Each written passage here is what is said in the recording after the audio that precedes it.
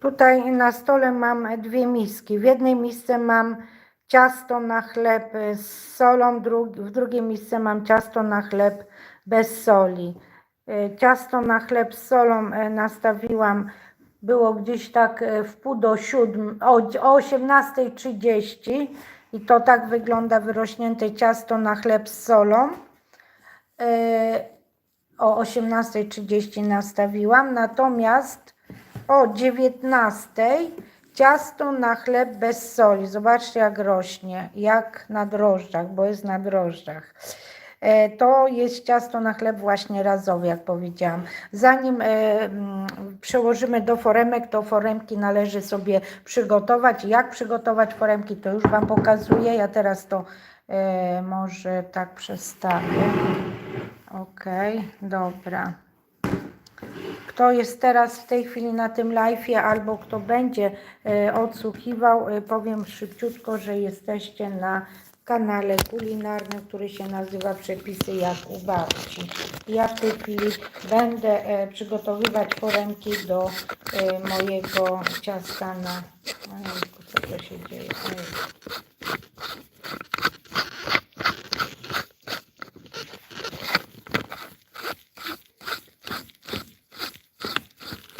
O, mama mia. Słuchajcie, bo źle włożyłam telefon, nie mogę włożyć go dobrze, tak go źle wkładam, a muszę włożyć, żebyście tutaj widzieli wszystko, co robię. Więc przepraszam bardzo, że tak kręcę, ale ja muszę ten telefon włożyć do tego statywu. Kurczę, felo. Okej, będzie się trzymał będzie. Jesteście. Dobra. Witajcie ponownie.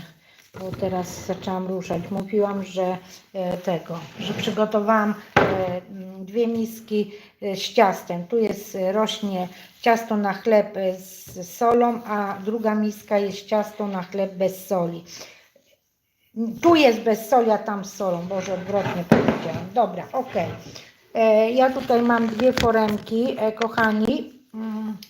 Takie oto foremki. Ta jest taka długa, a ta jest krótsza.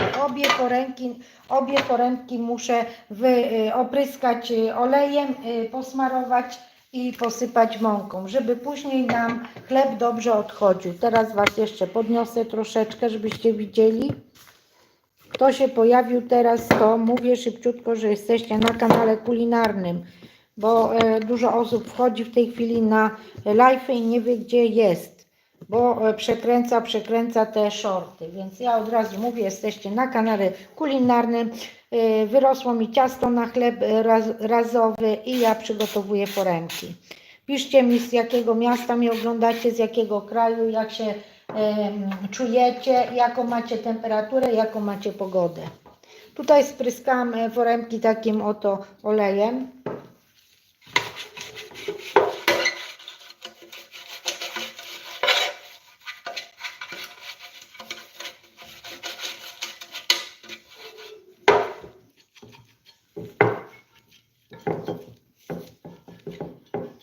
Siemanko.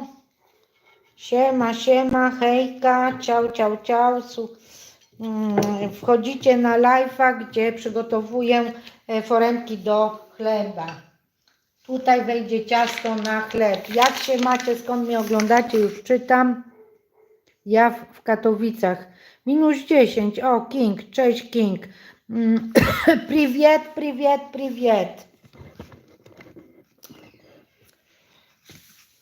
No, ja tutaj chlebek będę. Patrzę, co robię.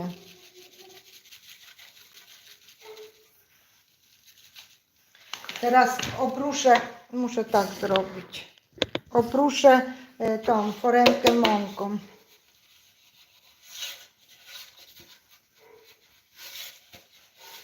Ok. O, widzicie? Tutaj jeszcze tak. Ok. Dobra. Słuchajcie, przesypię tu. Dobra. Jest. Ok, dobra. Jedna ręka jest, teraz drugą.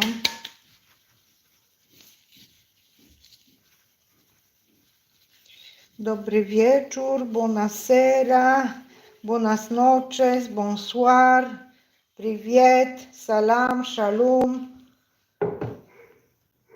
good evening. Dobra, jest gotowa, jest gotowa. I teraz, kochani, tutaj posypiemy troszkę mąki.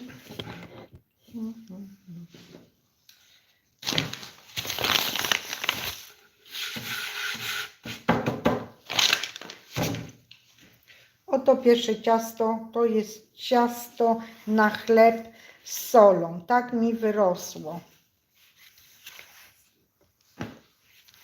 Zobaczcie, jak fajnie wylatuje, widzicie?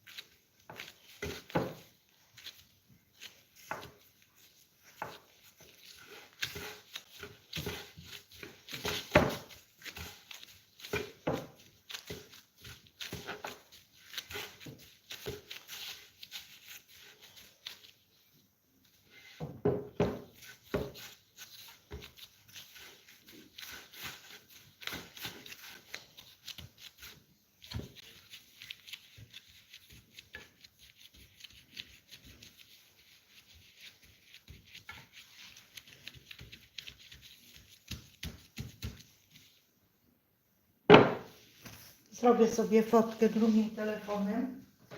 Pozdrawiam serdecznie wszystkie osoby, które się teraz pojawiły na live'ie. To jest kanał kulinarny, nazywa się Przepisy jak u babci. Mam na imię Ewa i nie jestem babcią. Kanał jest nadawany z Włoch. Ja sobie teraz zrobię fotkę. Momento.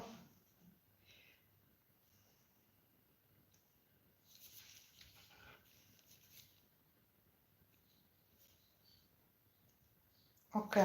I teraz odstawimy sobie do wyrośnięcia co najmniej na 15 minut. Przykryję ściereczką. Odstawiamy. A teraz zabieram się za drugi chleb. Chleb jest bez soli. I muszę Wam powiedzieć, jest taka różnica, że chleb bez soli szybciej rośnie i jest większy. Zobaczcie, jak mi dużo tutaj wyrosło. Odłożę tą ściereczkę. O, widzicie, się przykleiło. Tak trzeba zrobić. O, dobra, jest. O, super.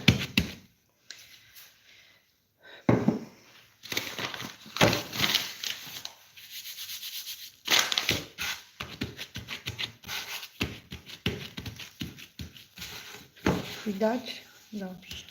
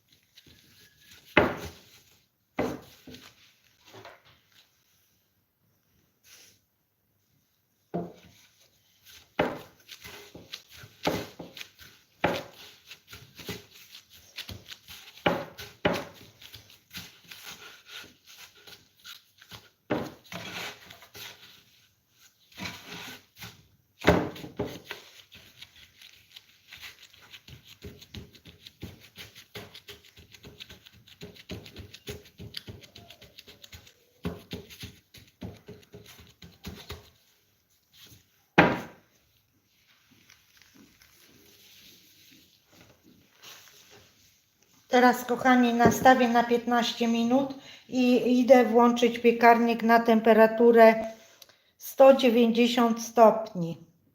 A chleb będziemy piec w temperaturze później na 180 nastawię. Najpierw piekarnik nagrzeję do 190 stopni, a teraz nastawimy na 15 minut. Ok? Nie odchodźcie od ekranu, bo ja idę nastawić ten piekarnik i zaraz Wam powiem składniki na ten chleb. Ok? No, to dobrze. Jak jesteście, to dobrze. To zabiorę i to też zabiorę.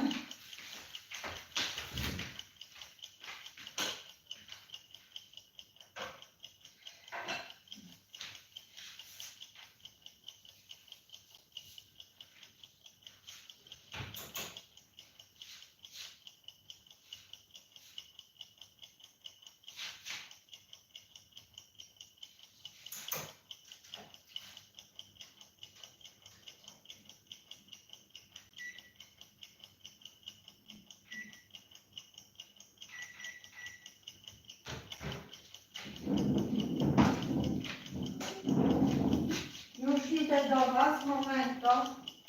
Jeszcze tutaj zetrę.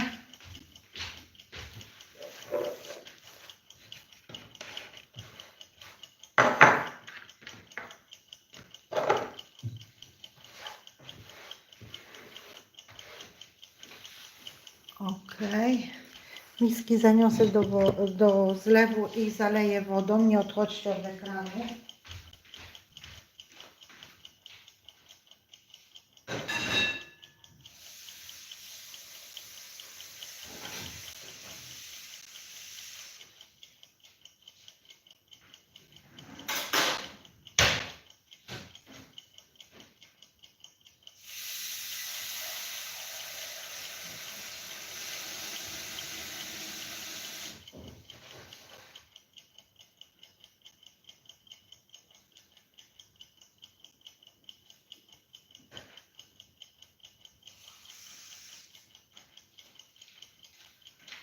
Już jestem. Wziąłam sobie szklaneczkę wody. Witajcie na kanale. Tu się dużo dzieje. Nastawiłam ciasto na chleb. Chleb jest ten bez soli, ten z solą. Osoby się, które teraz pojawiły, to pokazuję jeszcze. Ok. Dobra, już Wam mówię, ile czego dałam na chleb. I chyba wezmę okulary do czytania, żeby sobie poczytać sobie takiego piszecie. Ok. Czekajcie, nie odchodźcie od ekranu. Już biorę szklankę.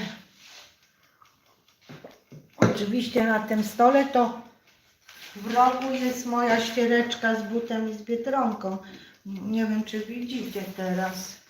Widać to wszystko? Widać. Elegancja, Francja. Ciao, ciao, ciao. Zaraz się z Wami przywitam osobiście, tylko najpierw poczytam, co piszecie, ale zanim poczytam, to czytam Wam składniki na ten chleb. Żeby zrobić chleb razowy, normalny, słony, to używamy pół kilograma mąki, 7 gramów drożdży instant lub 25 gramów świeżych drożdży. Ja tutaj mam napisany przepis.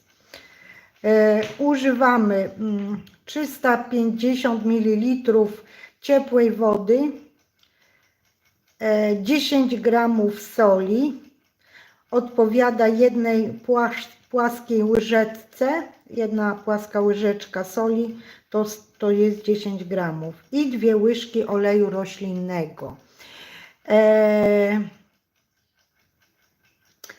Ale jeden zrobiłam bez soli. Ten jest z solą i to ciasto z solą dłużej wyrasta, więc nie wyrosło tak jak ciasto bez soli.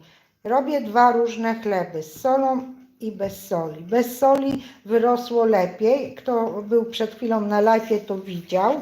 Tutaj ja pierwszy live z Wami robiłam 18 stycznia, a dzisiaj jest 22 styczeń. No i słuchajcie, i powiem Wam jeszcze jedno. Jak już nam wyrośnie to ciasto na chleb, ja nastawiłam na 15 minut, jeszcze 10 minut. Ja będę z Wami te 10 minut, zobaczycie jak wyrosło, wstawię do piekarnika i później się z Wami chyba rozłączę. Jak się upiecze chleb, ostygnie, to się połączę. Dobra. Więc tak, piekarnik nastawiamy na temperaturę 190 stopni. Funkcja góra-dół. Wstawiamy do piekarnika nasz chlebek na dolną półkę, na samym dole i zmniejszamy temperaturę do 180 stopni. Pieczemy tak na dole przez 40 minut. Później wstawiamy na środkową półkę ten chleb, przestawiamy na środkową i pieczemy przez następne 20 minut. W sumie pieczemy chleb 60 minut. I to jest 1 godzina w sumie. Bo ja tak piekłam ostatnim razem. 40 minut na dole, funkcja góra-dół. Później dodam 10 minut i następne 10 minut na środkowej półce. Cały czas temperatura 180 stopni Celsjusza. A teraz przeczytam, co tam piszecie i idę do Was. No to papa, ja już się tutaj pokazuję Wam. Zobaczę, co tam piszecie ciekawego. Wezmę te okulary może. Te ładniejsze są albo te. Dobra. Jest tyle osób, że szok. Kochani, ja nie mogę Wam pokazywać, co tutaj jest, bo mi nie będzie rosło. Tu jest ciasto na chleb. Chleb z solą, a tu bez soli. Okej. O, jak dużo ludzi. A ja będę czytać. Okej. Tu macie biedroneczkę, żeby było Wam milej, ale ja się pokażę już Wam i przeczytam. Zobaczycie, co tam piszecie. Prywiet, buonasera, dobry wieczór, cześć Wam wszystkim. Tutaj jest kanał kulinarny, który się nazywa Przepisy jak u babci. Mam na imię Ewa i nie jestem babcią. A teraz będę czytać, kochani, co tam ciekawego napisaliście. Jak ja wyglądam jak pirat, prawda? Jak przez okno, ale dobra. Czytamy od początku. A tu już pozdrawiałam, prywiet, ja z Katowic King, tak. Może te okulary założę, kurczę, cholek, napiję się wody. Będę z Wami tutaj gadać, czekać, aż mi chlebek podrośnie w foremkach i wstawię do piekarnika, wtedy się może rozłączymy. Znaczy może, rozłączę się. Hejter, ja Dolny Śląg, Biała, ciao, hejter, Hastan. Nagrywasz coś, Mateusz? Cześć Mateusz. Znowu jesteś, no to fajnie Mateuszku, że jesteś.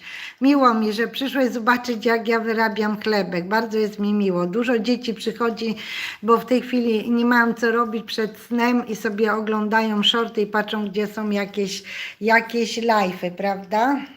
Sebastianka pozdrowiłam, sieman, Mikolas, ciao Mikolas. Jesteś nową subskrybentką. Bardzo jest mi miło, że zrobiłaś subskrypcję. Grazie mille. Dziękuję bardzo. Tak się mówi po włosku. Nadaję z Włoch. Witcraft. Amelka. Dziękuję Ci, Amelka. Papa, muszę kończyć. Pa, Amelka. Jutro też Cię będą oglądać. Do zobaczenia. Tak, jutro też. Priwiet. No to co to za jakiś... Prywiet, to jakiś tutaj tego, to od razu trzeba, bo tu dzieci przychodzą, to trzeba ukrywać osoby, które mogą nam zakłócać coś na kanale i jeszcze w jakim tam stanie. O, Gosia przyszła. Gosia, czekam aż chlebek tutaj podrośnie. Jeszcze zostało kilka minut, ale zobaczymy, czy on podrośnie, czy nie. No dobra, zobaczymy. Nastawiam na 15 minut, kochani. Nastawiłam właśnie na 15 minut moją sowę, bo chlebek już jest w formach. Tutaj już, o przepraszam za światło, tutaj już jest ten chlebek, nie będę Wam odkrywać, żeby on mi tutaj pięknie rósł. Ja się napiję wody, ok. Tutaj mam ten przepis, co robiłam 18 stycznia, chleb razowy, a dzisiaj jest, jak powiedziałam, 22 styczeń i dzisiaj jest co? Wtorek. Chleb razowy 22 i jest ok.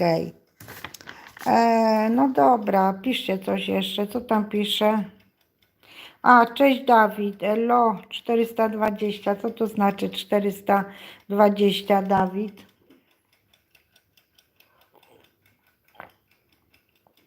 Czekamy na to, czekamy aż chlebek tutaj podrośnie w tych foremkach.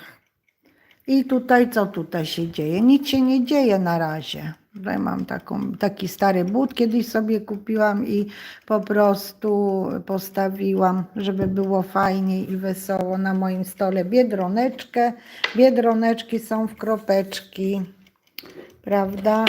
No weźcie, napiszcie coś ciekawego, zapytajcie się mnie, to ja wtedy odpowiem, jak wyszło ciasto francuskie z brokułami. I bardzo dobrze, że Gosia się zapytała, bo na zakończenie poprzedniego live'u ja powiedziałam, że będę robić ciasto francuskie z brokułami. I pomyślałam sobie, że wam pokażę, jak mi wyszło, bo nagrałam drugim telefonem. Nie byłam do końca z wami, jak robiłam to ciasto francuskie z brokułami, kochani robaczki, dzieciaczki, dlatego, że po prostu bałam się, że mi się rozłączy komórka, później mam mieć komórkę naładowaną, żeby zrobić teraz live'a. I ja sobie pomyślałam tak, że wam pokażę. I zapomniałam o tym, że wam pokazać, a tu przyszła moja stała widzka, która mnie od dawna ogląda, Małgosia MM, pozdrawiam Małgosię, bo Małgosia mnie ogląda z Niemiec, z Berlina, Vero, prawda? Prawda po włosku to Vero. I ja wam pokazuję już na moim telefonie, ja tutaj muszę włączyć moją drugą komórkę, zaraz ją odblokuję i już wam pokażę, jak to mi wyszło, kochani. No to tak już wam pokazuję. Słuchajcie, aha, nie przedstawiłam tego. O, tutaj macie. Widzicie, jak wygląda moje ciasto? Tak wyglądało, może tak, może to światło jest takie do duszy. Słuchajcie, o tak. Tak wyglądało już po upieczeniu. A tutaj wam włączę filmik. Dobra, leci filmik.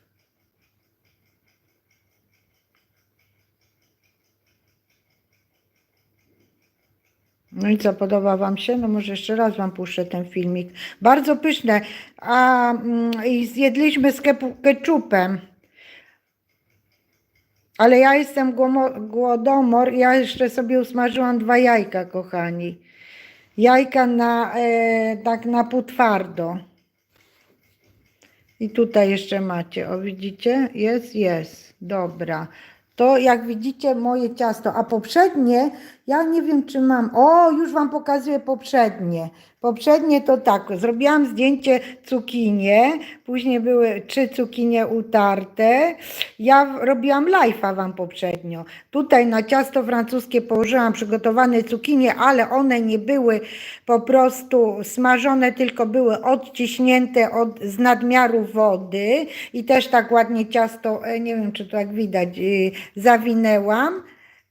A tutaj już jest upieczone. No jak to zrobić, żebyście widzieli? O, może tak, o widzicie? To było ciasto francuskie z cukiniami, ale cukinie były doprawione. Ja tam dałam chyba 2 jajka, pietruszkę, różne inne rzeczy. No tak jeszcze pokażę. O tak. O, i to było pyszne i mój mąż powiedział, że chce, ale ja powiedziałam, że dzisiaj mu zrobię z brokułami. I było z brokułami. O. A to było z tym, właśnie z cukinią. Kto tam jest? A tutaj to była zdjęcia, robiłam do mojego przepisu, co robiłam koktajl. A tutaj, kochani, to był ten mój koktajl, co wczoraj robiłam live'a. A tutaj też było zdjęcie do mojej zupy. Widzicie, jakie sobie robię fotki drugim aparatem? Możecie pooglądać. A tutaj rybkę robiłam live'a, to tak robiłam rybkę bez oleju. Znaczy się bez smażenia na oleju, tylko na tej. I co tu jeszcze? A tutaj, o to ja jestem, a to możecie zobaczyć mnie, o tak wyglądam. A tutaj dzisiejszy live, bo kupiłam pomarańcze włoskie, które się nazywają tarocco. Arańcze tarocco bardzo najlepsze są ze wszystkich pomarańczy, bo mają najwięcej witaminy C ze wszystkich cytrusów i są uprawiane w południowo-wschodniej części Sycylii. Zobaczcie, jakie piękne. Jak ja to pięknie robię fotki. No, zobaczcie, super. Dobra, teraz kochani zobaczymy jak to nasze ciasto, jak ono, buonasera, Hanys, ciao Hanys. Buonasera, buonasera. Teraz moja sowa dała znak, że minęło 15 minut. Ojejku. Wygląda bardzo apetycznie. Dziękuję, Gosia. Metniaczek. Witam Cię, Ewo. No cześć, Metniaczek. Metiniacz. Co to znaczy metiniacz? No ja nie wiem, czy ja już mogę wstawić, czy nie, a piekarnik chyba jeszcze nie pykał, że jest nagrzany do temperatury 190 stopni. Ale tak czy inaczej zobaczycie, jak wygląda ciasto. Może tak wezmę, o tak, ok. To nawet fajnie podrosło, zobaczcie, o jak rośnie. Dobra, ale chyba piekarnik nie jest ok. A to mniej chyba. O widzicie, to mniej, ale rośnie. Rośnie, o. Może tak pokażę różnicę między to. O, pyka. Widzicie, jest taka różnica. Taka jest, o. Że no pyka, muszę iść tego i zaraz stawiamy. Jeszcze chwilę. Ten mniej wyrósł, a ten więcej, bo ten jest bez soli.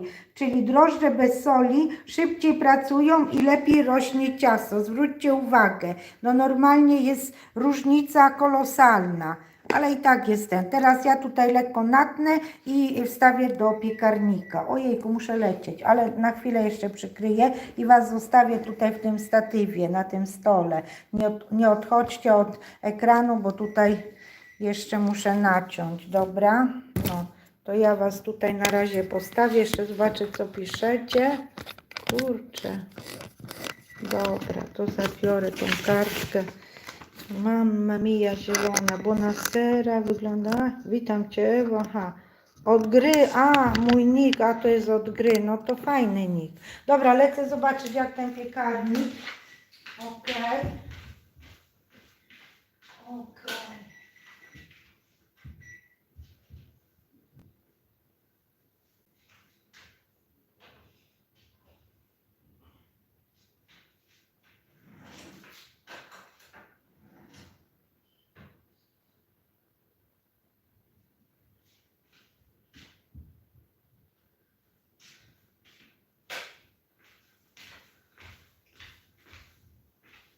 Słuchajcie, można naciąć chlebek, a niekoniecznie. I ja jeden poprzednim razem nacięłam, a dzisiaj natnę oba chlebka. Oba chlebki.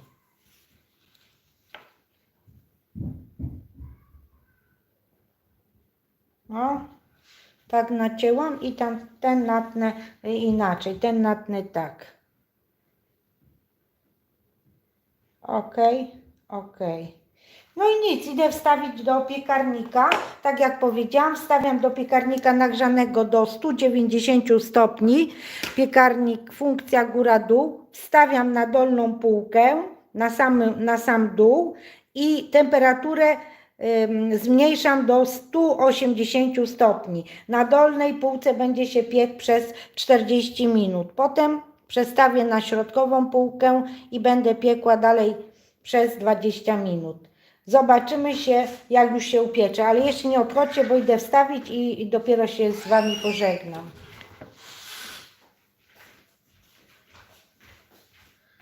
Ciao a tutti, buona serata.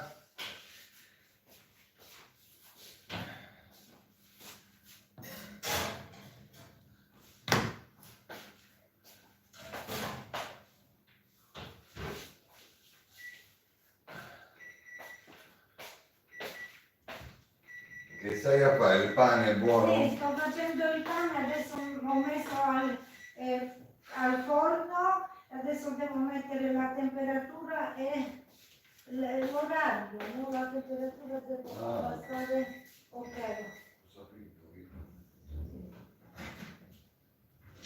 Ok, 40 minuti. Direi che O, już idę do was, ziomki, już idę. Pozdrowił was mój mąż. Zobaczcie, jaki tutaj się zrobił bałaganik na tym stole, ale to nic nie szkodzi, bo ja to zaraz zbiorę, uporządkuję. I jak powiedziałam wcześniej, chleb jest złożony do piekarnika. Powtarzam wszystkim ziomkom, wstawiłam mój chleb. Kto się teraz pojawił? I zaraz przeczytam, co tam piszecie.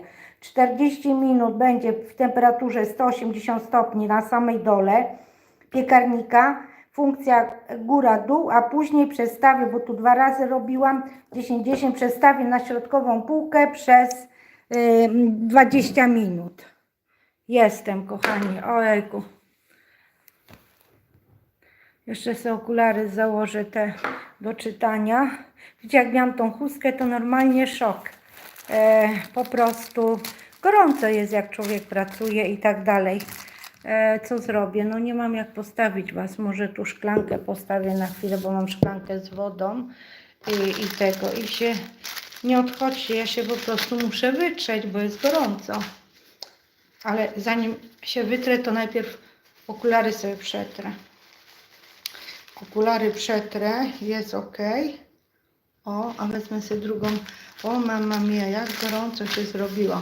Słuchajcie, ziomkowie, naprawdę jak człowiek pracuje w kuchni, to się robi bardzo gorąco, prawda? Dobra, wezmę coś jeszcze, żeby was tak postawić, a ja sobie będę piła tą wodę, którą sobie wlałam do szklanki.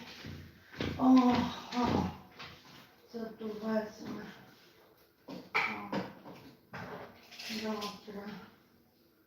Tak. Okej.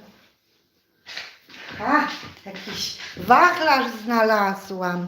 Wachlarz znalazłam, wzięłam mój ten z długopisami, kochani. Postawię sobie tutaj i będę czytać, co wy piszecie, ale się najpierw powachluję. Ziomkowie, kto jest pierwszy raz na tym kanale, to jak mu się podoba, to niech zostanie. Tutaj się wiele dzieje. Ja po prostu wstawiłam ciasto na chleb razowy, znaczy chleb już można powiedzieć. Chleb razowy, słony i niesłony. No i dobra, czytamy, co tam piszecie.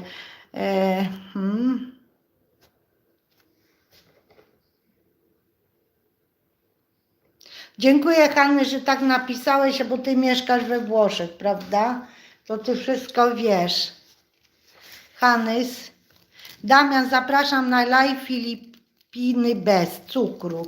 No to jak ktoś tam chce iść, no to niech idzie do Damiana. Ciao Alessandro, no to ja już mu powiem. Gosia, jak on już poszedł, to ja powiem, że go pozdrawiałaś. Przepraszam, jeśli źle imię napisałam. Nie. Tak, źle napisałaś. Alessandro pisze się przez jedno L, a 2 sy. Ale nic nie szkodzi. Ja też ostatnio napisałam te włoskie chrusty, to napisałam frappe, pisze się przez 2 P, a ja napisałam przez 1 P, frappe. Ja napisałam frappe, a powinno być frappe, 2 P. No tak się zdarza. Kto tam jeszcze jest? Jak widzicie, jest napis Mangiare Łewki, nie wiem w jaki sposób to widzicie. Musiałabym wziąć drugi telefon i zobaczyć na podglądzie. Alessandro, ti saluta una persona... No, devi levare. No, ma levi adesso. Una signora dalla Germania che mi guarda da un paio di anni si chiama Margherita e ha detto ciao Alessandro, la dici ciao Margherita, vieni qua vicino, senza che qua, qui, con la mano fai ciao ciao. Ciao signora Margherita, No. come sta? Mąż pyta, jak się czujesz, Gosia, però chiedi pure tutti altri 55 persone. Un saluto grande a tutti quanti. Come state? Come state tutti quanti? Mój mąż nie jest obyty z gadaniem na live. Ja jestem obyta. Ja po prostu mogę z wami gadać, czy jest 100 osób, czy 200, czy 1000, czy 10 000, to jest bez różnicy. Ja po prostu mówię to, co mam wam powiedzieć. I chciałam zobaczyć, jak widać mój napis, więc się muszę połączyć z tą komórką i z moim live'em. Grazie, poi andare via. Buona serata a tutti. Ciao, ciao, ciao, bello, ciao. Słuchajcie, teraz będę się poszukiwać na... będę się poszukiwać. Aha, tak, usiądę, zobaczę, bo ja się widzę. No to widać, Mangiare Łewki odwrotnie, to źle widać. Ja mam kanał, który się nazywa Mangiare Łewki, kto chce. Mieszkam w Holandii, Hannes pisze, zaraz przeczytam, co piszesz. I kochani, co się dzieje? Jestem 6 lat na YouTubie, mam kanał, który się nazywa Mangiare Łewki, ale tamten kanał tak nie za bardzo jest reklamowany przez YouTube'a, absolutnie nie jest reklamowany, jest po prostu w czarnym tunelu, w takim tunelu, że nie widać światełka. Ale światełko zaświeciło dla mnie, bo się pojawił nowy kanał, który się nazywa Przepisy jak u babci. I tamte przepisy, które tam nagrałam, daję tutaj na ten kanał, ale też daję tu nowe przepisy. I jak wejdziecie na te przepisy, na niektóre przepisy, które dałam na ten kanał, czasami jest napis na moim fartuszku Mangiare Łewki i na końcu jest napisane, że subskrybuj moje kanały, znaczy subskrybuj i piszę Przepisy jak u babci i Mangiare Łewki. To są moje kanały, Przepisy jak u babci, czyli ten kanał i tamten. I dlatego mam tak fartuszki, bo takie fartuszki dostałam po prostu od takich z mojego miasta, ze Stargardu, takie stowarzyszenie kulinarne mi dało w prezencie kilka fartuszków i wyszyło tutaj Mangiare Łewki. A kanał tamten się nazywa Mangiare Łewki, jak ktoś chce, to może iść, bo tam mam 1700 filmów, 1300 filmów kulinarnych, a resztę to są vlogi, live'y, filmy edukacyjne. Zaraz Wam pokażę, jak wygląda tamten kanał. Tutaj mam komórkę, włączę i Wam pokażę. To będziecie mogli mnie tam też oglądać. Ok? Dobra. To ja już tak zrobię. Momento. Tutaj przestawię. Ojejku, dobra. Położyłam ten. Przepraszam za to światło. Ok? Co się robi? Nic się nie robi. O, zobaczcie, Mangiare Łewki. Mangiare znaczy jeść. Jak widzicie, tam mam 25 700 osób przez 6 lat zapisanych, 1737 filmów, bardzo bogata playlista, jak wejdziecie, mam bardzo dużo fajnych, ciekawych filmów. Tutaj Roma to jest z Rzymu, bo ja mieszkam w Rzymie.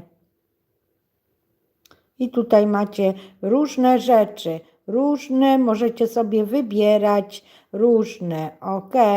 Także zapraszam na ten kanał, no. To tylko tak dla ciekawości, jakby ktoś chciał wiedzieć, dlaczego mam napis Mangiare Łewki tutaj, no. O, dobra, to teraz tak, piszcie coś, ja jeszcze przeczytam, co napisał Hannes. Ile tam minut ten chleb się piecze, bo później ten chleb muszę przestawić na środkową półkę. Ok. Przeczytam i będę się z Wami żegnać, odpocznę, zrelaksuję się i później będziemy się widzieć, jak chlebek wyjdzie z piekarnika, będzie ostudzony, także ja myślę, że koło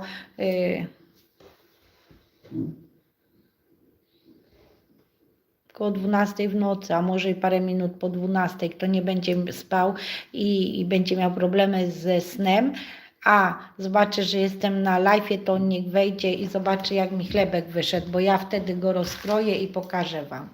Zobaczymy, co Hannes napisał. Kiedyś pracowałam we Włoszech, a wrócę w firmie, która sprowadza szef dla... No widzisz, jak fajnie macie pomarańcze bez chemii. Tak, pomarańcze bez chemii. No. No tak, pomarańcze bez chemii. Ja kupiłam właśnie te pomarańcze Taroko. One są bardzo dobre, mają najwięcej witaminy C ze wszystkich cytrusów i po prostu witamina C jest bardzo ważna w naszym organizmie. Mamy i palmy, no to dobrze, i palmy, i cytrusy w Holandii. A jaka temperatura jest w Holandii? Mieszkam w Holandii. Holandia nie jest dużym krajem i w jakim mieście mieszkasz w tej Holandii? Fajne miasto? Pozdrawiam serdecznie ziomków. Wstawiłam chleb do piekarnika, piekę, dziś jest 4 stopnie, a u nas ile było stopni we Włoszech, w Rzymie? Zaraz się zapytam, bo ja mieszkam w Rzymie. Nie wiem, może 12 stopni. Nie odchodźcie od komórki, od tego ekranu, bo bo ja Wam powiem, jaką temperaturę dzisiaj mieliśmy w Rzymie.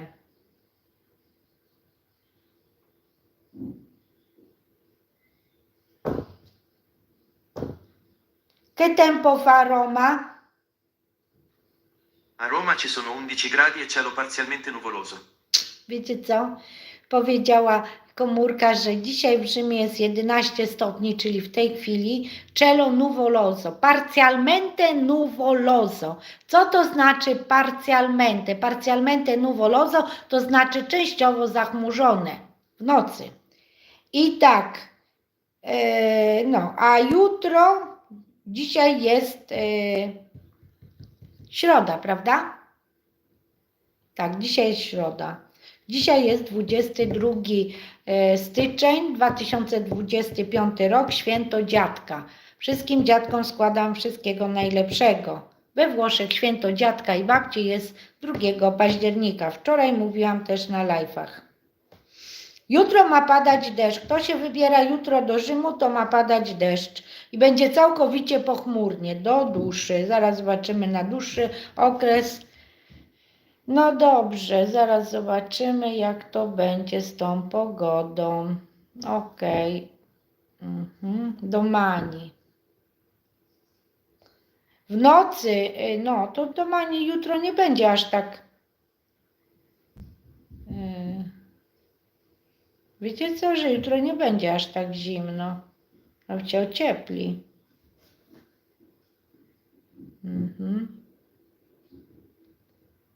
W ciągu dnia jutro rano ma być 9 stopni w Rzymie, jutro. I będzie pochmurnie i słoneczko wyjdzie. A później po południu też będzie parzialmente nuvoloso i nawet będzie 17 stopni tak po południu, a pod wieczór będzie 14. Jednak ciepło przyjdzie jutro do nas. A jaką macie temperaturę u Was? Hanys, macie 3 pieski. O, to super. Ja miałam jednego, już nie mam. Piesek zachorował i zmarł. Zachorował, co ja mówię? Zachorował i musieliśmy go po prostu pożegnać, bo był ciężko chory. W Rotterdamie. Jakiś był ten opera z Rotterdamu. Jakiś tam film był z Rotterdamu. Co tam było? Coś kiedyś było, nie pamiętam. Dziś jest 4 stopnie w Rotterdamie. Teo, cześć Teo, hej, pozdrowisz. No pozdrawiam Ciebie, Teo. Hello. Dimitri, привет. Hanys, nie lubię dużych miast. Dimitri, hello. Cześć Dimitri. Mamy z żoną 3 pieski, fajnie. Ja mam kotka. Jutro ma być 8 stopni. No ziomkowie, skąd mnie oglądacie? Po zakończeniu live'u zawsze mogę sprawdzić, skąd mnie oglądacie, bo jest statystyka na YouTubie i pokazuje, z jakich regionów i w jakim języku ludzie mnie oglądają. No więc powiem Wam, że ludzie przesuwają te shorty i oglądają z całego świata. Statystyka jest niesamowita, ale najwięcej ludzi po ostatnich live'ach to było Polska, to jest pierwszy kraj, drugi kraj to była Niemcy, Anglia, Stany Zjednoczone, Włochy, no i później tam inne kraje, Hiszpania, Francja, też były kraje arabskie, z tych różnych krajów, z Rosji też, z Rosji mnie dużo oglądało ostatnio, naprawdę, mówię Wam. Jan Wrzątkowski, cześć Jan, jesteś pierwszy na moim kanale, pierwszy raz. Z Polski mnie oglądasz. No to widzicie. Nie macie co robić, to mnie oglądacie. I bardzo dobrze. Ja jeszcze trochę z wami pogadam. Pogadam jeszcze z wami. Co wam tutaj takiego ciekawego powiedzieć? No już sama nie wiem. Pytajcie coś. Ciekawostka. Jaka ciekawostka? No co ja mogę wam opowiedzieć? Poczekajcie. Tak się zastanawiam.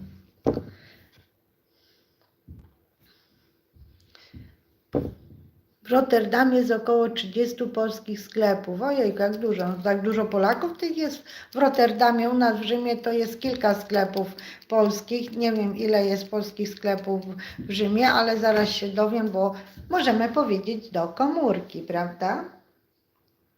Ale muszę mówić do włoskiej komórki po włosku, bo Google włoski to on tylko po włosku wysłuchuje, a nie po polsku. A live'a robię z polskiej komórki, a to jest włoska komórka, więc nie da rady. Ale się zaraz zapytamy. Quanti negozi Polaki ci stanno a Roma? Już wam mówię. Raz, dwa, trzy, cztery, 5. 5 sklepów jest w Rzymie.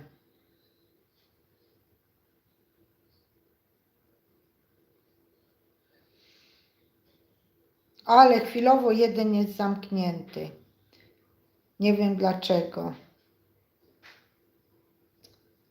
A tak to jest, że jest zamknięty chwilowo, ale jutro nie będzie otwarty, że jest tak zamknięty. No to mamy 5 sklepów w Rzymie.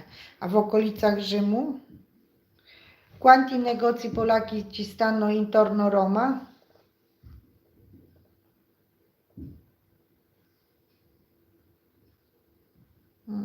Te same wyszły, to nie będę. To te same są.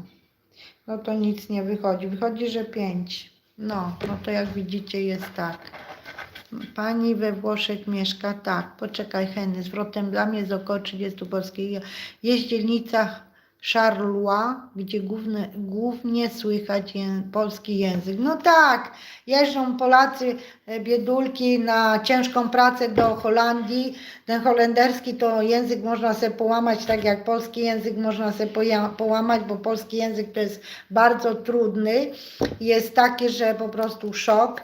I ci biedulcy jadą polepszyć swój byt, czy zarobić na jakieś swoje wyższego rzędu potrzeby albo podstawowego.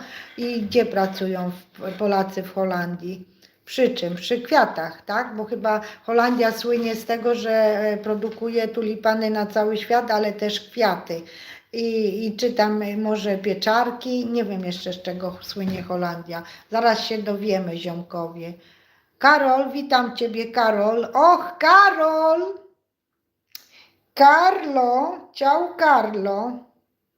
Zaraz się dowiemy, z czego słynie Holandia. Ktoś chce wiedzieć, to będzie zaraz wiedział.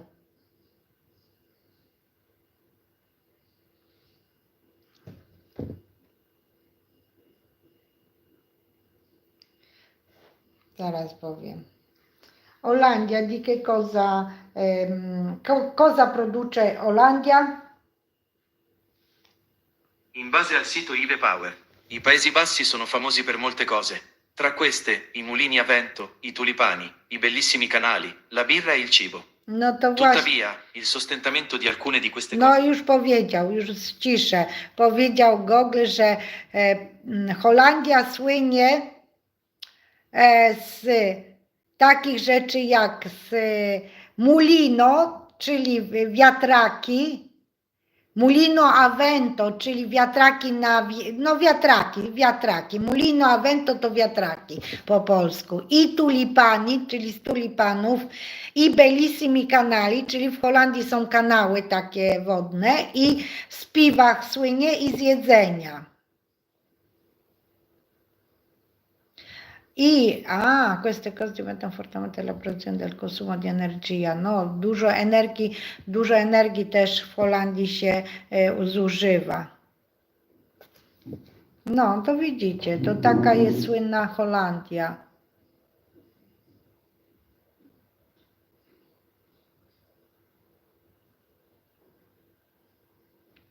Jest rozwinięta, tutaj czytam dalej, Holandia jest rozwinięta z produkcji żywności, industria alimentare et esportati. No i dobrze. Ktoś jest jeszcze z jakiegoś innego kraju, to się dowiem, co tam słychać. O, lubię muzykę, cześć, przyszłaś, miło mi, że przyszłaś z powrotem na mój kanał, na live'a, miło mi. Głównie kwiaty, warzywa, owoce, zależy od regionu. Tilburg i okolice to głównie magazyny. A jak tam ludzie są nastawieni do życia? Ja muszę się napić wody, bo mi się pić chce, ale teraz jak się napiję, to mi szklanka poleci. Ale nic nie szkodzi, ja mam tutaj ten mój kubeczek, postawię ten z tymi długobisami i teraz będzie tak, że oprę ten telefon tak. Słuchajcie, oj kurczę Felek, widzicie? Mój kot, mamma mia, kurczę Felek. I co tu się zrobiło? Nie odchodźcie, bo tutaj wiecie, dużo się dzieje na tym. Ja tutaj z wami dogadam do godziny i się z wami rozłączę, bo po prostu pójdę tam przestawiać. Oj, mam nadzieję, że się przewróci. Chcę przesuwać tym. Aha, nic nie napisaliście. Wchodzą i wychodzą ludzie, bo nie wiedzą, co się dzieje. Jest live. Kochani, jest live. Wstawiłam ciasto na chleb do piekarnika. Piecze się już dłuższą chwilę. Muszę iść zobaczyć, jak tam w tym piekarniku i zaraz przyjdę. Zobaczę ile minut, bo będę musiała przestawić ten chleb na środkową półkę, ok? Holendrzy pomimo, że mówią po angielsku, to oczekują, żeby mówić po holendersku, ale ten holenderski to jest naprawdę język.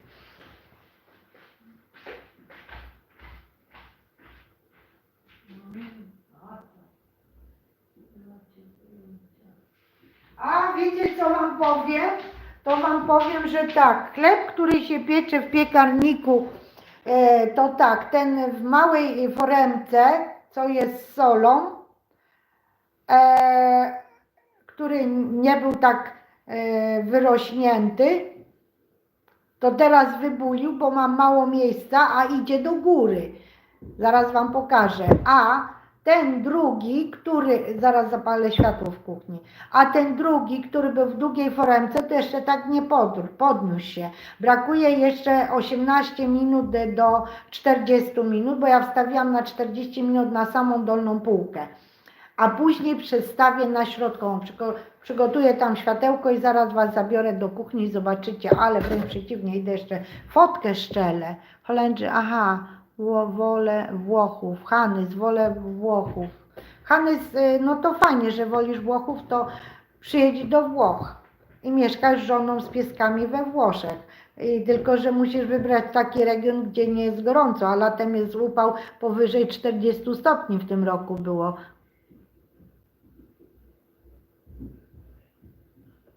A, to takie, wiecie, to tak pisze, Hannes to tak się mówi, ale tak naprawdę życie codzienne to każdy człowiek jest inny. Ale ogólnie rzecz biorąc jest taka, nie inna mentalność, temperament jest taki, a nie inny, bo tu jest gorąco.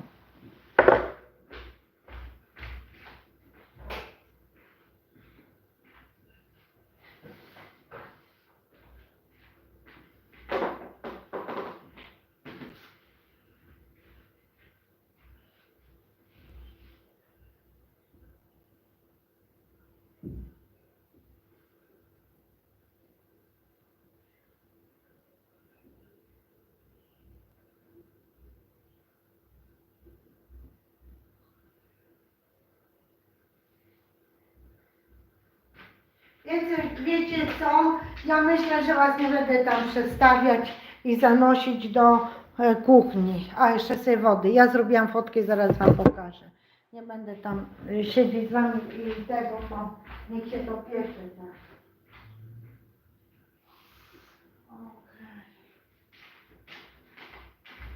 Tak. Ja się napiję wody.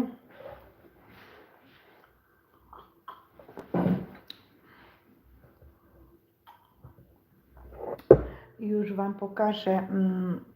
Wam pokażę, jak ten chlebek mi tutaj spotkę zrobiłam. Momento. O, pokażę Wam, jak ten chlebek tutaj w tej kuchni mi się piecze. Tak jak powiedziałam, ojejku, przepraszam za to światło, widzicie, ten co jest bez soli w tej długiej foremce, to po prostu nie wyrósł jeszcze, bo jest długi, ale wyrósł trochę, ale nie. A ten, że jest z solą i mała foremka, no to zobaczcie, jak to wygląda. Po prostu to jest bardziej. Tutaj może będzie widać jakoś, a może tak postawię ten telefon. Nie wiem, jak to będzie widać, tak? Widzicie? O, tak to wygląda z tym chlebem. O, dobra. Ok, no to tak wygląda ten mój chleb, który się piecze. O, a 100 osób przyszło, no to skąd się wzięliście? Co ja Wam mam ciekawego powiedzieć? Piszcie. Przychodzą ludzie z całego świata, no tak, nie mają co robić, to wchodzą. San Mattono, bardzo mi się podobało, o, Wenecja. Mewa, to tak jak ja. Mewa, ciao mewa. Mewa po włosku to gabbiano. I zobaczcie, il gabbiano, rodzaj męski, a w Polsce mewa, rodzaj żeński. Wyście coś piszcie, bo ja tutaj z Wami jeszcze chwilę chcę pobyć. Zanim się rozłączę i połączę, jak już chleb będzie upieczony i ostudzony, bo to my się jeszcze będziemy widzieć, kochani, ale ja w międzyczasie się zrelaksuję. Kto jest teraz, to mówię, że jest na kanale kulinarnym. O, widzicie, było 90 osób, raptem się zrobiło 56. Wchodzą i wychodzą ziomkowie. Jeżeli chodzi o Wenecję, no to nie wiem jak okolice, ale o Wenecji w telewizji mówili, że tam dużo ludzi się wyprowadza z tej Wenecji. A w ogóle to Wenecja jest bardzo drogim miastem dla turystów i dla ludzi, którzy tam mieszkają. Każdy region ma swojego burmistrza, czy tam wojewodę regionu, tak bym powiedziała po polsku, a po włosku to się mówi presidente del regione. I mają swoje też wewnętrzne prawa i zarządzają środkami na region w taki, a nie inny sposób i zależy od zarządcy, czyli zależy od wojewody, jakie daje priorytety. Czy priorytety daje na drogi, czy priorytety daje na wspomaganie rodzin, priorytety daje na to, czy na tamto, czy na nowe projekty, nowe jakieś tam, na rozwój regionu. No to też wszystko zależy od właśnie wojewody regionu, tak bym powiedziała po polsku. No. No a jeżeli chodzi o nasz region Lazio po włosku, Latium po polsku, no to ja powiem Wam, że nie jest tak tragicznie. Wiadomo, że wszystkie drogi prowadzą do Rzymu i moja droga z Polski, ze Szczecina doprowadziła do Rzymu. Zresztą jakby ktoś chciał zobaczyć, jak się jedzie samochodem z Rzymu do Szczecina, ze Szczecina do Rzymu, to ja teraz dałam Wam taki filmik, który nagrywałam 2 lata temu i Wam wstawiłam, bo tam jest troszkę widać na tym filmie mojego pieska, na jednym filmie i na drugim, a pieska już nie mam od 1,5 miesiąca. Na początku grudnia musieliśmy się z pieskiem pożegnać, bo był ciężko chory. Miał raka nóżki. No i niestety już ostatnie dni to było tragedia. Także tak się mają sprawy. Tutaj mi w telefonie. Wiecie co? Jeżeli nie będę mówić o przykrych sprawach, to tylko tak powiedziałam. W każdym bądź razie, jeżeli chodzi o Rzym, no to tutaj dużo się dzieje w tym mieście i zawsze coś ciekawego można zobaczyć. Jak ktoś przyjedzie, to może zobaczyć jakieś wystawy. Dużo jest starożytności. Wiadomo, starożytny Rzym jest bardzo piękny. Centrum historyczne Rzymu też jest bardzo bogate w różne eksponaty, zabytki. Na przykład droga od Koloseum do Placu Weneckiego, czyli da Colosseo a Piazza Venezia, Via Fuori Imperiali. Via to jest ulica, Via Fuori Imperiali, po jednej, po drugiej stronie macie masę zabytków. Poza tym, jak dojdziecie do Piazza Wenecja, czyli Plac Wenecki, to po tych schodkach możecie wejść na górę i tam możecie wszystko zwiedzić i tam z tyłu też macie taką kawiarenkę, można sobie usiąść. Jeszcze tam jak wejdziecie, to tam w środku, na Placu Weneckim, tam w tym budynku, w tym muzeum, to tam jest właśnie muzeum. No oprócz tego tam cały czas stoją żołnierze i przy grobie nieznanego żołnierza.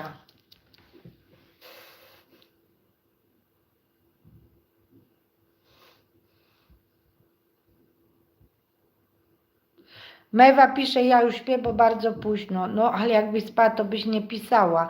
Ale dobrze, dobranoc. Nie tęsknię za Polską, bo ja z Polską to ja jestem codziennie. Ja codziennie się słyszę z Polską i teraz to jest super, bo są wideokamery i można pogadać przez wideokamerę i jest fajnie. Przedtem trzeba było, jak ja wyemigrowałam 30 lat temu przeszło, to ja nagrywałam kasety taki był radio z kasetami, mikrofon, bla bla bla. Koleżanka jechała na święta do Polski, na święta Bożego Narodzenia, dawałam kasety im, oni też się nagrywali, dawali mi, ja ich słyszałam, bo przecież telefony były bardzo drogie, a w ogóle w latach 80. to kto miał telefon? Jeden na 100 osób był telefon w Polsce. Przecież telefony to się czekało latami, żeby mieć telefon w domu. To były czasy. Nie wiem, Hannes, ile masz lat? Czy ty masz lat 30, czy masz lat 50, czy 60, czy 80? Mewa, ja bym chciał do Szwajcarii. A, to facet pisze, Hannes. Ostatnio w Brukseli, w Belgii. Duże rozczarowanie. Mariusz, cześć Mariusz. Pozdrawiam z Belgii, Gent. Cześć Mariusz. Hannes, 41 lat. No to w wieku mojego bratanka, siostrzeńca. No to widzisz. To 41 lat to jesteś młody mężczyzna w sile w wieku. No. W każdym bądź razie nie tęsknię za Polską, bo ja żyję. Ja się czuję wszędzie dobrze. Ja jestem takim człowiekiem, że jak ja bym była w Ameryce, a by mi się podobała Ameryka, to też bym się dobrze czuła, bo ja jestem szczęśliwy człowiek w każdym miejscu. Jak jadę gdzieś, to jestem zadowolona, bo pojechałam, zobaczyłam jakieś miejsce, a moim miejscem na ziemi są Włochy, bo mi się podoba ten kraj. Widocznie w poprzednim życiu, ja nie wiem, ale tak sobie pogadam, tak sobie pogadam, nie wiem, ja tak żartuję, ale mówię, że może w poprzednim życiu, jak ja może wcześniej byłam w innym człowieku, to może ten człowiek mieszkał tutaj we Włoszech i dlatego jak ja się znowu urodziłam, reinkarnacja, czy jak tam się mówi, no to dlatego mnie ciągnie do tego kraju. Nie mam zielonego pojęcia, jak to życie jest zrobione, że człowiek jeden się dobrze tu czuje, drugi tam. Mewa, a ja to chłopiec pisze, mam 15 lat w tym momencie, idę spać, no to dobranoc, 15 lat, piękny wiek, musisz sobie dużo marzyć, jak będziesz dużo marzył, to zobaczysz, że twoje marzenia się spełnią, bo ja całe życie marzyłam.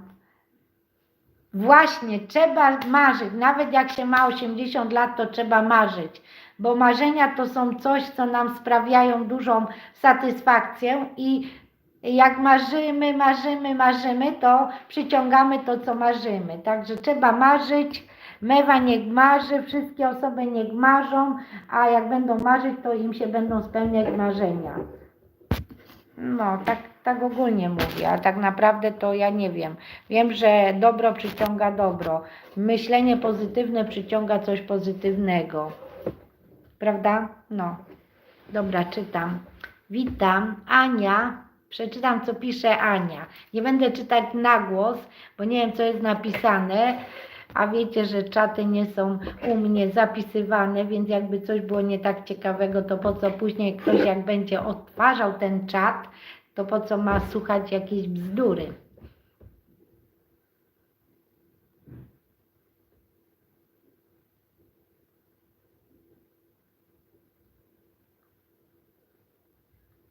A, twoja córka była w Rzymie,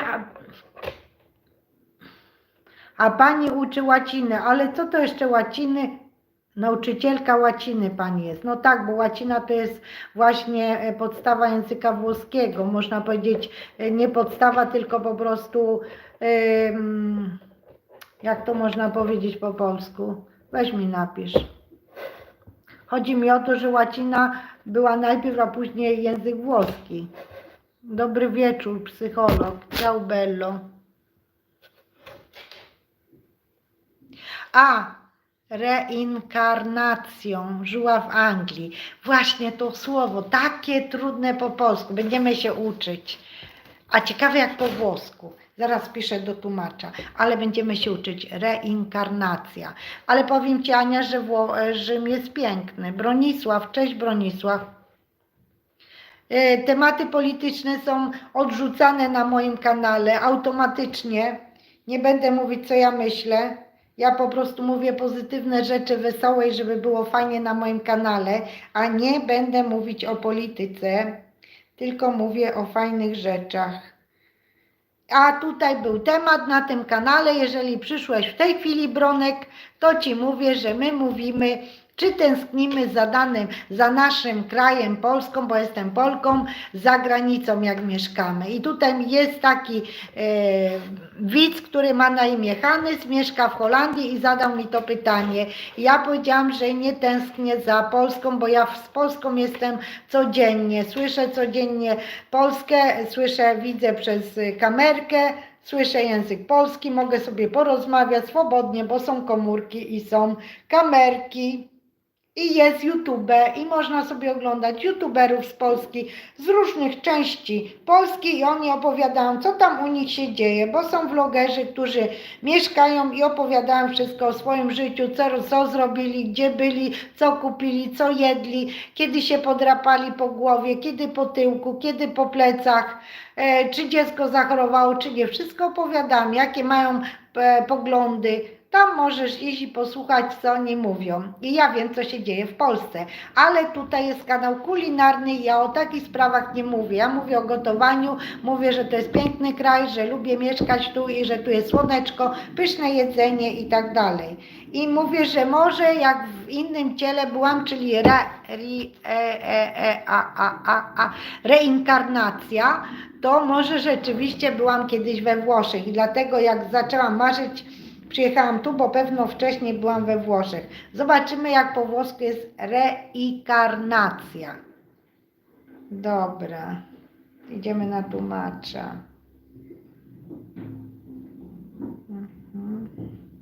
A wy patrzcie w swoim języku. Tam ktoś może pisać z Niemiec, czy tam z Holandii. Hannes też może napisać. Zobaczymy, jak to się pisze.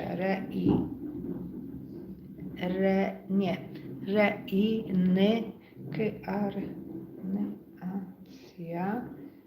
O, a jest. Reincarnazione, nawet lepiej po włosku. Reincarnazione, słuchajcie uważnie. Oj, nic nie słychać, bo ja wyłączyłam głośnik. Słuchajcie. Reincarnazione. Reincarnazione. Reincarnazione, reincarnazione, czyli widzicie, reinkarnacja trudno jest, prawda? A po włosku łatwiej. Reincarnazione to jest łatwiej. Reincarnazione. No, ciekawe jak po angielsku, zaraz nastawię na angielski. Reincarnation. Reincarnation.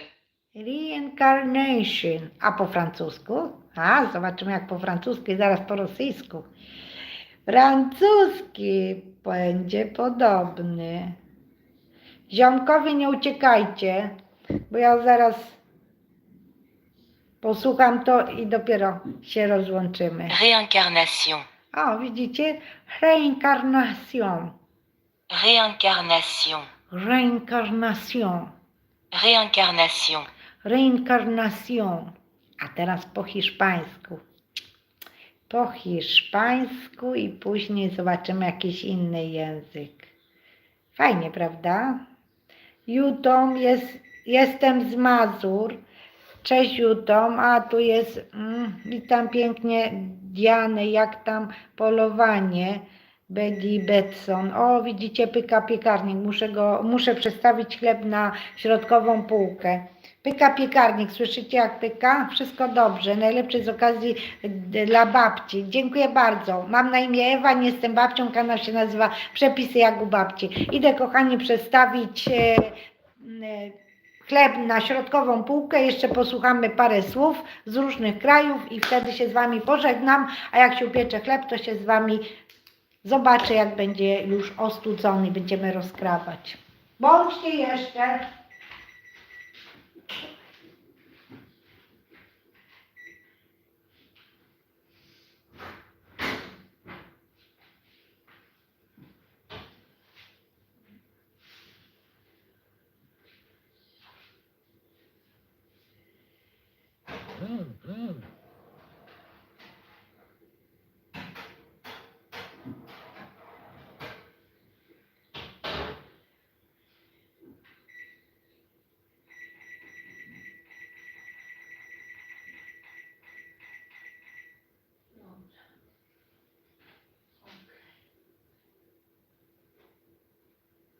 Już idę do Was, kochani. Okej, już stawiłam na środkową półkę mój chlebek i po prostu on się dalej będzie piekł. Tak jak powiedziałam, nastawiłam teraz na 20 minut, jest na środkowej półce. Dobra, przeczytam, co tam jeszcze piszecie. Ania, ja oglądam z nimi i pozdrawiam serdecznie, dziękuję. Cześć Ania. Agnese, ciao cara, ciao bella, come stai? Tutto bene? Io ho messo il pane, deve cuocere ancora 20 minuti, adesso ho spostato dal piano sotto al centro, faccio pane integrale. Se vuoi vedere come il mio pane integrale, io ho un altro live che ho fatto 18, quando ho fatto? 18 di gennaio ho fatto live dove vi ho fatto vedere come si prepara il pane integrale. La ricetta ho preso dalla busta che sta sulla farina di grano tenero integrale. Voi comprate una farina di grano integrale? E qui dietro c'è la ricetta, ottima ricetta, esci veramente, io non compro più il pane, proprio pane integrale ottimo, quindi consiglio, chi vuole posso consigliare questa ricetta perché questa ricetta antica di 100 anni hanno messo adesso sulla busta della farina. Ok, buona serata, grazie che sei venuta, io adesso continuo a parlare in polako. Dobrze, słuchajcie, powiedziałam do Agnieszki, albo ona jest Polką i tylko napisała po włosku, bo są ludzie, którzy są Polakami, którzy mieszkają we Włoszech i mają swoje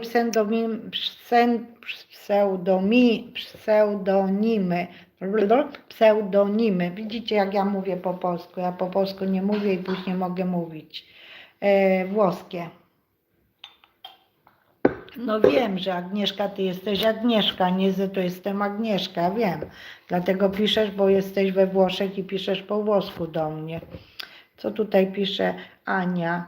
Ale muszę przyznać, że ładnie pani mówi po włosku. Mówi po polsku, tyle lat we Włoszech, bo widzicie, osoby inteligentne tylko mówią dobrze po polsku.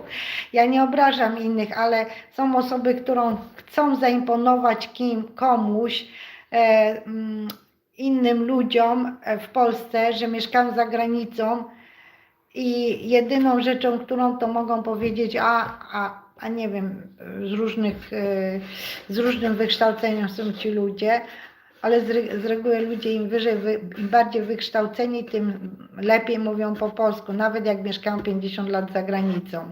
To tylko takie jest moje spostrzeżenie, bo ja na przestrzeni lat zauważyłam to. I to bym mogła też napisać kiedyś w mojej książce, a może kiedyś wyjdzie moja książka Marzenia są, a może być e-book. Nie musi być książka papierowa, bo teraz ścinać drzewo i robić papier i książki to szkoda. No i słuchajcie, i tak to wygląda, że jeżeli ktoś chce, to będzie mówił po polsku. Tylko że ja nie mówię niektórych słów takich ciężkich i nie mogę ich wymówić. A po drugie, ja zawsze w życiu miałam problem, nawet jak mieszkałam w Polsce, nie byłam we Włoszech, że ja trudnych słów nigdy nie mogłam wymówić. Normalnie miałam taki problem, że głowa mała.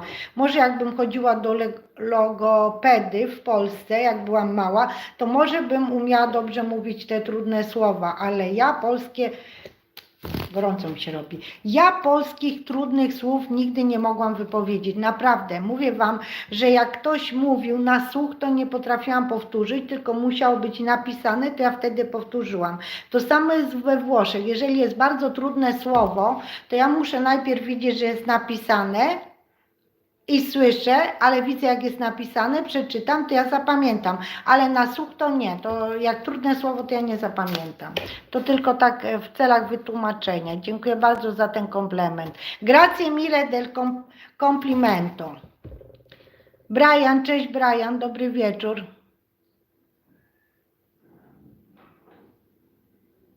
A ty piace tanto pane integrale, va benissimo, Agnese. Hannes, moje 3 poeski mają włoskie imiona. Luna, Il Nero, Luna i Nero. Twoje 3 pieski mają włoskie imiona. Luna i Nero. To jest Luna, to jest księżyc, a Nero to jest czarne. Neron. Ale słuchajcie, a gdzie jest trzecie imię? Pieski, no rozumiem, ale nie napisać trzeciego imienia tego pieska, bo tylko zaraz zobaczymy, a nie, jestem Polką, no tak myślę, ale tu mówią różnie. Ja mówię różnie, ja mówię po włosku, bo jestem jestem we Włoszech, ja mówię po włosku. Mieszkam we Włoszech, mówię po włosku, mam męża Włocha. Hannes w 2008 roku, no to wyjechałeś jak dorosłeś. Super. Łatwiej Włochom mówić Agnese. Tak, wiem, ale też powiedzą Agnieszka.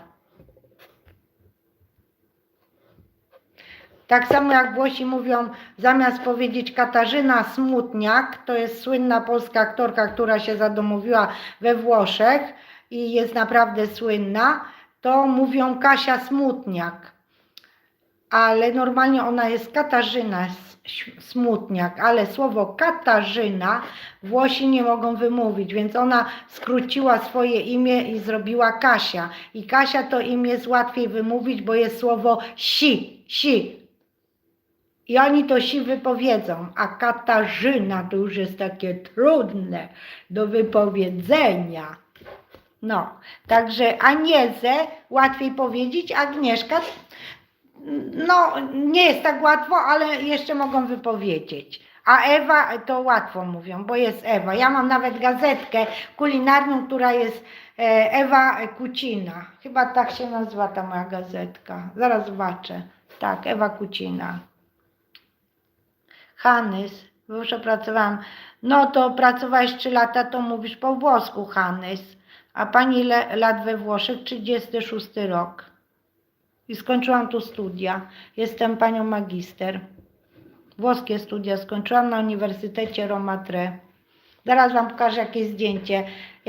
Jak pracę magisterską pisałam na temat Alzheimera, bo politykę socjalną kończyłam, to na obranie miałam 14 profesorów, bo we Włoszech jest tak, że jeżeli ludzie zdają egzamin, te obrony, mają pracy magisterskiej, to z różnych wydziałów, w tym dniu, co mają pracę magisterską, z takich na przykład politycznych, jak ja byłam polityka socjalna i tam humanistyczna i tak dalej, to wszyscy byli razem zebrani i ci profesorowie, co uczyli mnie i te inne osoby i tak dalej, to byliśmy w jednej auli. I teraz każdy po kolei wchodził i była cała grono ludzi, ty siadałeś przed tymi ludźmi, przed tymi profesorami i miałeś pytania od swoich, tam kilka pytań ci zadawali, miałeś odpowiedzieć i był czas chyba, nie wiem, 5-10 minut wchodziłaś, obroniłeś się, powiedziałeś i wychodziłeś. Ale tylko ty byłeś i tych tylu profesorów i fotograf.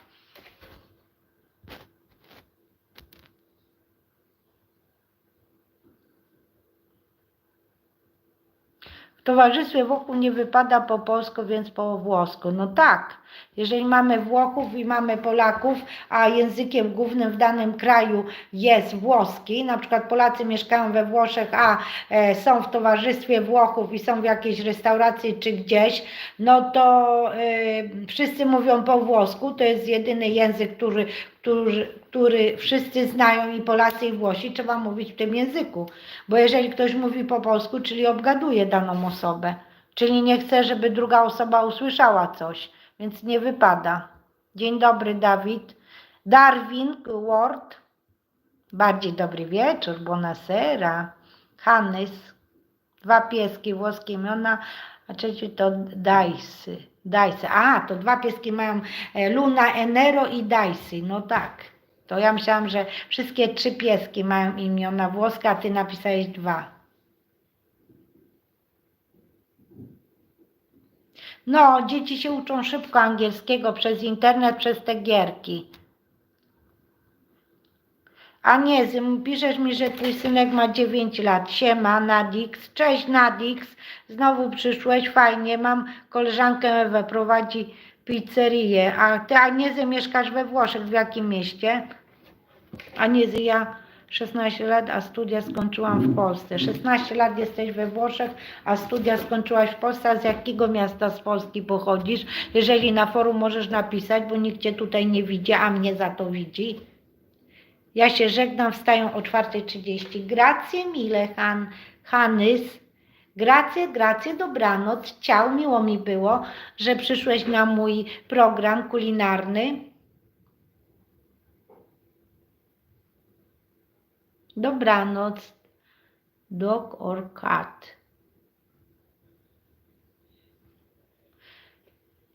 Nadix, masz tego psa i kota? Aj, funny cat, funny dog. Co ja miałam wam pokazać? Miałam wam pokazać, ale bym musiała poszukać gdzieś to zdjęcie. Czy ja tutaj mam? Zobaczymy. Jak będę miała zdjęcie pod ręką, to wam pokażę, jak to było, jak to wyglądało na tych studiach przy obronie pracy magisterskiej. Oczywiście w tym momencie z Płocka jesteś. Aha, a ja ze Stargardu Szczecińskiego. Płock jest koło Warszawy. Nigdy w Płocku nie byłam, ale chyba przyjeżdżam, jak jechałam do Warszawy. Do zobaczenia. Nie jestem osobą internetową, ale ten kanał jest taki swojski. No tak, dziękuję bardzo. Ja jestem swojska kobieta, pochodzę ze wsi. I właśnie chciałam wam powiedzieć, że pochodzę ze wsi, spod Stargardu. Może mnie ktoś ogląda, wszystkich moich ziomków pozdrawiam i całą moją rodzinę. I jak byłam małym dzieckiem, zawsze marzyłam, żeby nie pracować ciężko na wsi. A dzieci rolników pomagają zawsze rodzicom. I ja po prostu widziałam, że to jest ciężka praca, że się urodziłam w latach 60., czyli w latach 70. byłam małą dziewczynką i widziałam, jakie to były prace, a nie było mechanizacji takiej, więc zamarzyłam, że ja będę się całe życie uczyć i będę kimś w życiu i nie będę ciężko pracować na roli. I tak zaczęłam robić. Po prostu się uczyłam. A w wakacje jak były, to pomagałam trochę, ale bałam się krów, świń, wszystkiego się bałam. Znaczy trochę mniej krów się bałam, ale świnie były i ja się świń bałam, kur się bałam, psa się bałam, wszystkiego się bałam. Nie podeszłam do tego, bo się bałam, że mnie udziobie, ugryzie albo coś mi się stanie. A już w ogóle do świń to nie podchodziłam absolutnie, bo myślałam, że mnie świnia zje. A przecież wiecie, jaka jest praca na wsi. Teraz nagrywają i takie mają wzięcia te filmy ze wsi, jak ludzie pokazują, że idą, wyrzucają gnój, ścielą słomę pod krowy, to jeszcze pokazują takie wioski zabite dechami z Ukrainy czy skądś tam i takie nagrywają z tych innych krajów, jak to żyje babcia samotna w jakiejś wiosce w górach i tak dalej, i to miliony ludzi ogląda, ale kiedyś były takie ciężkie czasy w Polsce, w innych krajach, że rzeczywiście ciężko. Finał jest taki, że ja zamarzyłam, że nie będę mieszkać na wsi, że mi wieś to jest tylko tak, żeby przyjechać, pobyć i pojechać, bo moim życiem jest życie w mieście i właśnie marzyłam, żeby być kimś. No i takie było marzenie, że uczyłam się, a później zamarzyłam, żeby wyemigrować z Polski i jestem tutaj, już 36 rok. O i tak wygląda. A że w Polsce studiowałam, nie skończyłam studiów, a przyjechałam tutaj, Ewa jesteś, Anieze jest teraz i mnie słucha, więc ja w Polsce skończyłam też, mam zawód pracownika socjalnego, ale studiowałam ekonomię w Szczecinie, a przyjechałam jako studentka i pomarzyłam sobie, że jak będzie okazja w moim życiu, to ja chcę skończyć studia tutaj, bo ja się lubię uczyć i jak będę miała 60-70 lat, to powiem, że jestem usatysfakcjonowana i powiem Wam, że jestem usatysfakcjonowana, bo ja tutaj skończyłam studia, chociaż nie pracuję w tym zawodzie, ale to, co chciałam w życiu osiągnąć i mam. A że lubię gotować, to jest druga sprawa i teraz gotuję z pasją, pokazuję Wam, lubię nagrywać, lubię do ludzi mówić, lubię się uśmiechać i lubię czuć empatię do drugiego człowieka. A osobnicy, którzy w moim życiu się pojawili, tacy, którzy są negatywni, mają negatywną energię, są niedobrzy, to trzeba się od takich ludzi odsuwać, żeby z nas nie czerpali tej pozytywnej energii. Wszystkich wampirów energetycznych odsuwam od siebie i mam ich głęboko w 4 literach.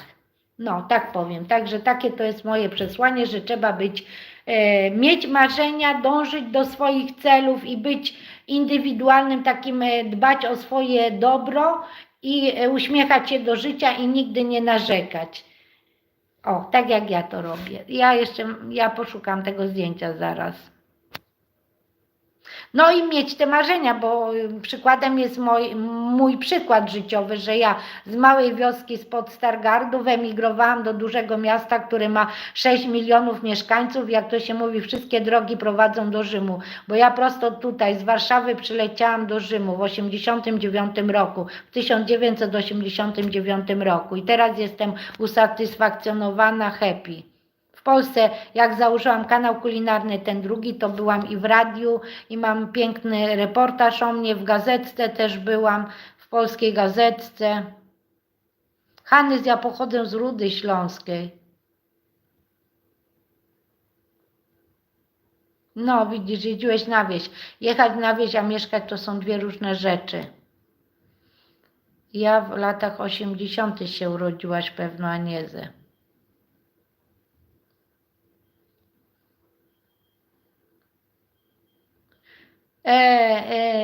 Dzieciaczek pisze, Esquire.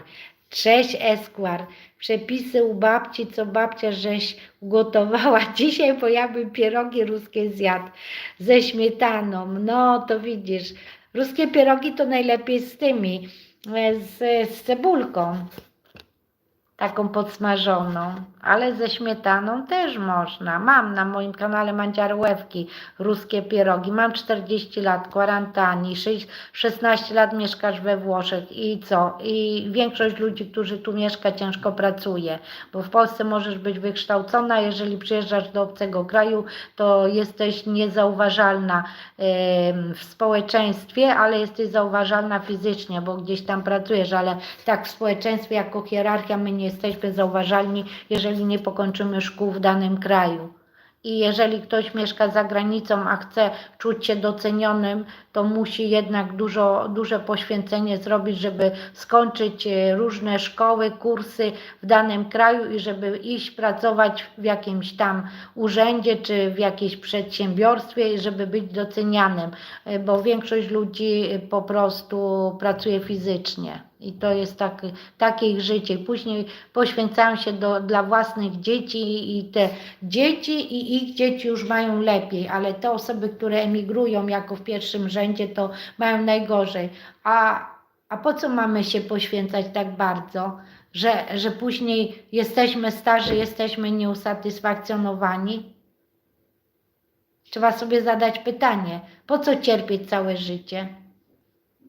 Można zainwestować nie tylko w dzieci, ale w samą siebie. Ja znam takie osoby tutaj we Włoszech, że zainwestowały w dzieci, dzieci pokończyły studia, ale w międzyczasie te osoby pracowały fizycznie, czyli mówię, jeżeli chodzi o kobiety, chodziły, sprzątały, a jednocześnie znalazły czas, wygospodarowały, żeby zrobić jakieś kursy, żeby podnieść swoje kwalifikacje i nie latać całymi godzinami i sprzątać mieszkania, tylko po prostu jakieś zrobiły kursy radiologii, czy jeszcze jakieś inne, czy na przykład tam jakiś ratownik medyczny, czy jakiś tam pielęgniarka i tak dalej, no różne. Tutaj pielęgniarki we Włoszech są bardzo ale pielęgniarka to jest ciężki zawód, ja bym nie chciała być pielęgniarką. Ja po prostu lubię gotować. To moja pasja to jest gotowanie. Ja kocham zwierzęta, no to fajnie.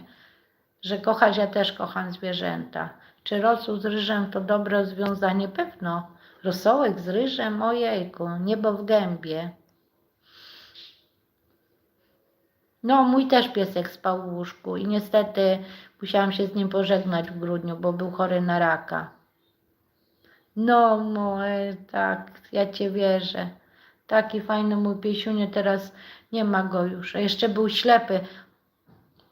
Oślep. Po 6 latach się dowiedziałam, że nie widzi i później nic nie można było zrobić. Co tu widać? Ania pisze, że kocha Pani, co lubi. I tak, skończyłam pedagogikę, pracowałam jako nauczycielka po studiach, a we Włoszech, jeżeli się dokształciłaś, to możesz pracować. Znam Polki, które robiły, no tutaj w Rzymie to więcej mają takiej możliwości, bo też poznałam osoby, które poszły uczyć do szkoły. O, widzicie, chleb się upiekł. Widzicie, gadamy godzinę i 33 minuty, bo jest godzina i 33 minuty live, a godzinę się piecze, bo 33 minuty to ja tu szykowałam. Poczekajcie, fałszywe wampiry. Jadwiga żyła, marzenia się nie spełniają.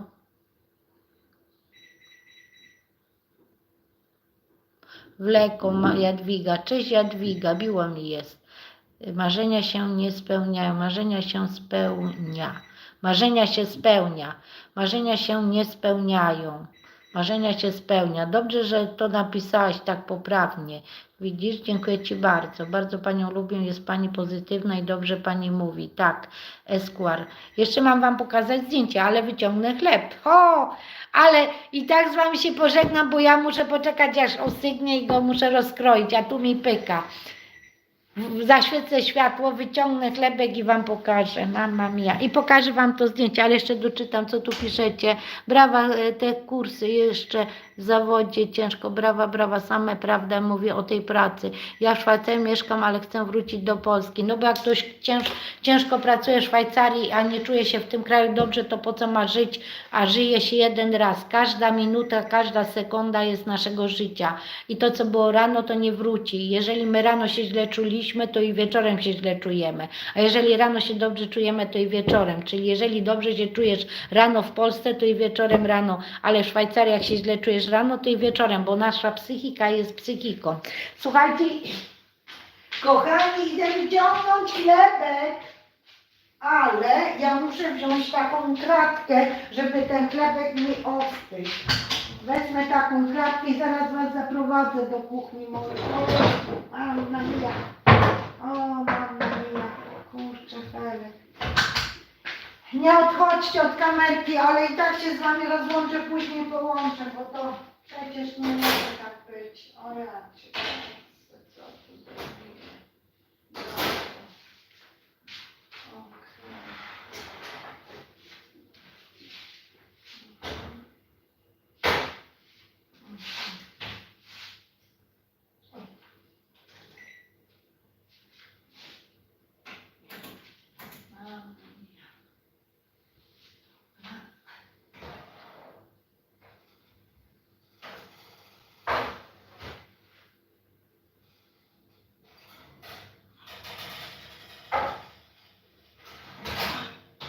Ja już Was wezmę razem ze statywem. Kurczę, ale fajnie. Co tutaj będzie? Dobra. Okej. Jesteście. Chleb wyciągam. Ja poproszę męża, żeby potrzymał. ¿Qué sei? Aletto? Ah, bene. Vabbè, ok. No, volevo che mi reggi un po' di telefono. Dobra, poczekajcie. Ale się nagadałam. Bo chcę przy was wyciągnąć ten chlebek, ale zanim wyciągnę, to idę szczelić fotkę. Nie odchodźcie. No bo ja Dobra, idziemy, kochani. Ja was biorę, momento, poczekajcie, bo was muszę przedstawić, a później wam pokażę tą fotkę. Przeczytam jeszcze, co tam piszecie. Dobra, idziemy. Alessandro, vieni qua. Jesteście. Trzymaj tak telefon. Reggi così, attento. Reggi così. Così, un attimo solo. Teraz zrobię zdjęcie. Dobra, reggi così. Questo momento va bene. Słuchajcie, najpierw zrobię telefonem zdjęcie, bo mi jest potrzebne, a później wyciągnę chlebek. I jeszcze przeczytam, co wy piszecie. Saluti tutte le persone, 77 persone. Ciao a tutti. Także widzicie, jak to się ma. Włączyłam bardzo dobry filtr na tym kanale, bo wczoraj głupoty pisali ludzie. A jak ktoś pisze głupoty, to wiecie, YouTube może zablokować nawet kanał. Ja nie jestem w stanie skontrolować tyle tysięcy ludzi, jak coś robię. A jak mam bardzo dużo ludzi, to tak właśnie jest. No dobrze, kochani, to teraz trzymaj, Aleksandro, telefon. Stai bene così, va bene, vedi che to, ok. Tu jest ten chlebek, ten chlebek jest z solą, a ten jest bez soli. Ale na kratkę wyciągnę. Ojejku, dobra, a mama mia. Wiecie co, jak się wyciąga, to trzeba postawić na desce, bo może pęknąć to.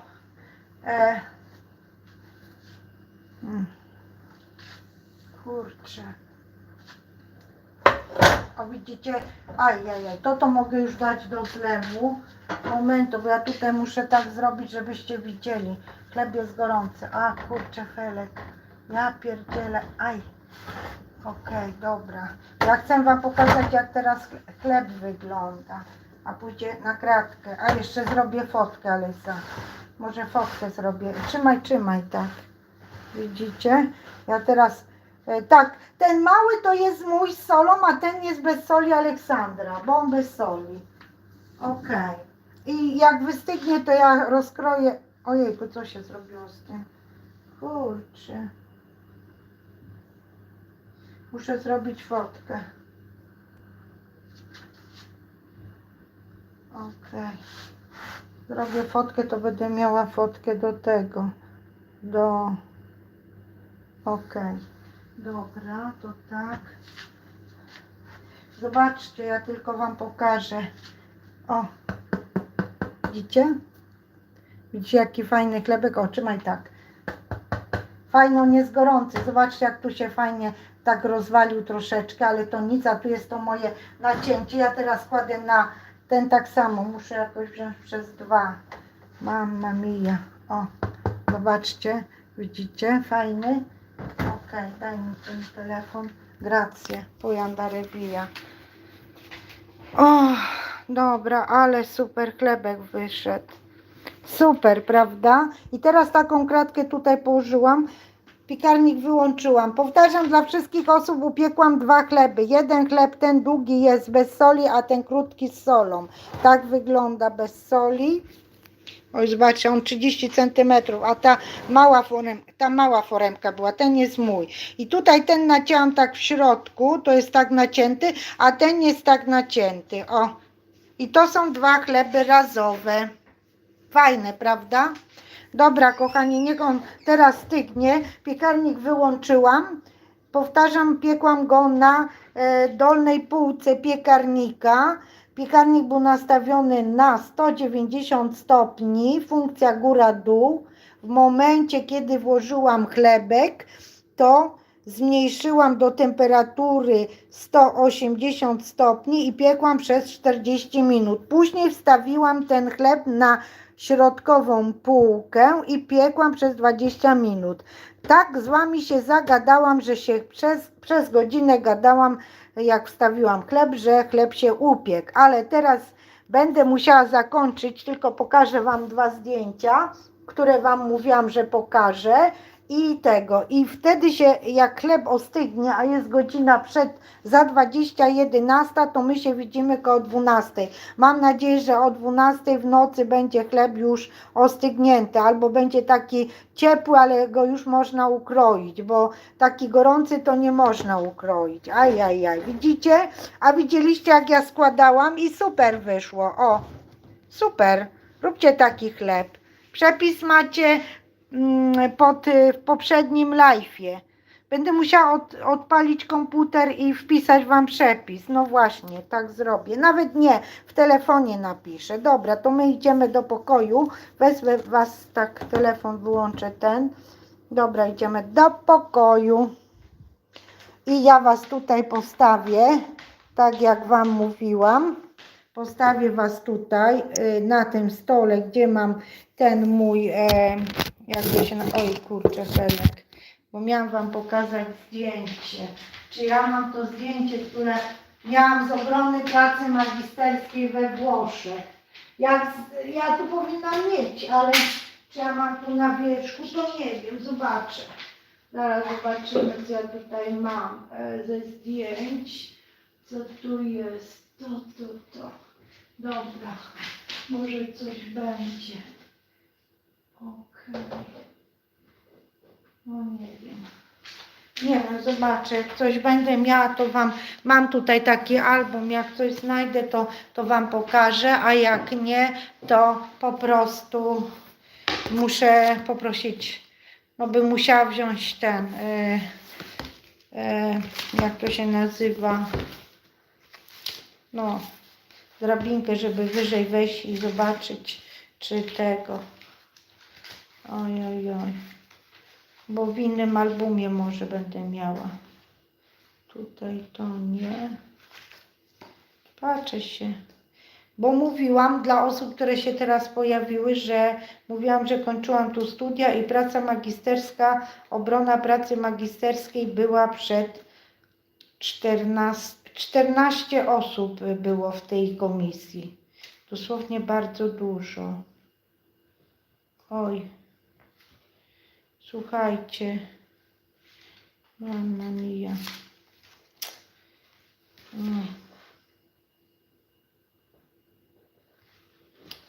No nie ma. O tutaj. O. Nie mam tutaj w tym albumie. Patrzę się, że nie mam. Nie mam. Nie mam. Nie mam w tym albumie. Musiałabym wziąć drugi. Kto tam jest? Aniezę. Zobaczę, co tam piszecie. Pójdę poszukać ten drugi.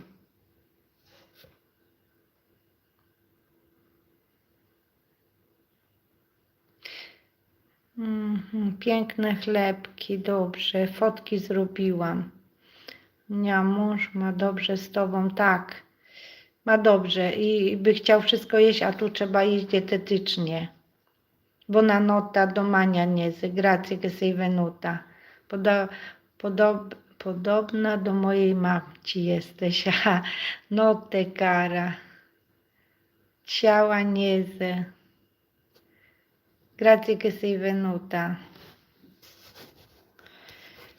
No dobrze, nie wiem czy tam...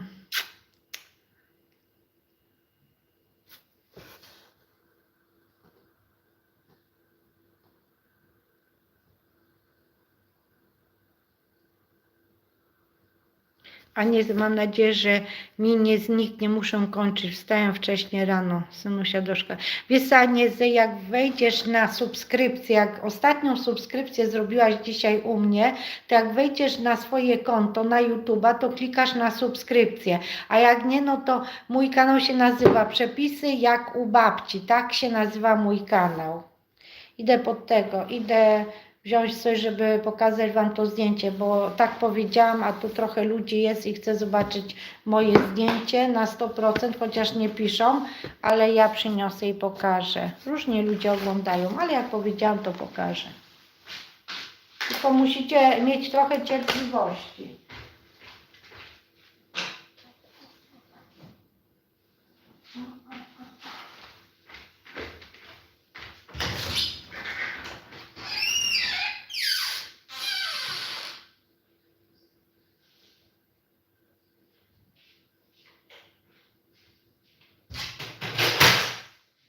No, normalnie szok, muszę coś zobaczyć.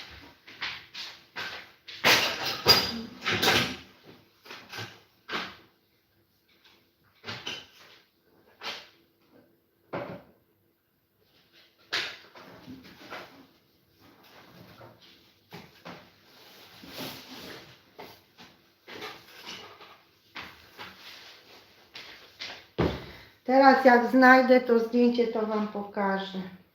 Nie dam za wygraną, bo ja jestem taka, że jak już mówię, to muszę pokazać to, co mówię. Teraz zobaczymy, czy ja mam to zdjęcie tu. Mhm.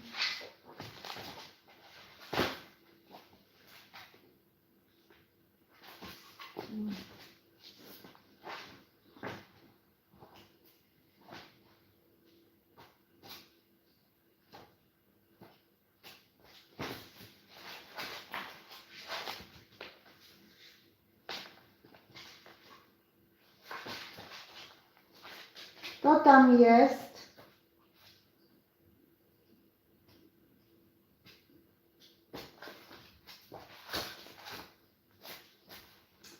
Słuchajcie, no nie wiem, gdzie mam to zdjęcie. Oj, co to się stało z tym zdjęciem? Tu nie ma.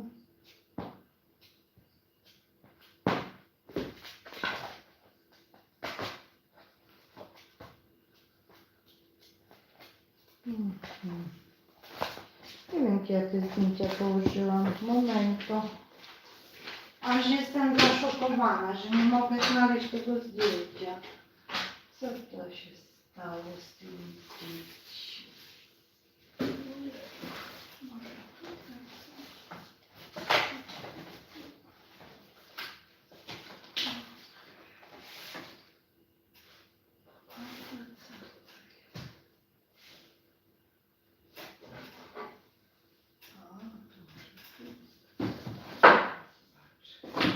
Coś tam znalazłam, zobaczymy, czy coś znalazłam, czy nie. Szukam albumów i żeby Wam pokazać to zdjęcie z uniwersytetu. Szukam albumów, bo chcę Wam pokazać to zdjęcie z uniwersytetu, ale ja nie wiem, czy ja go mam tutaj. Momentu.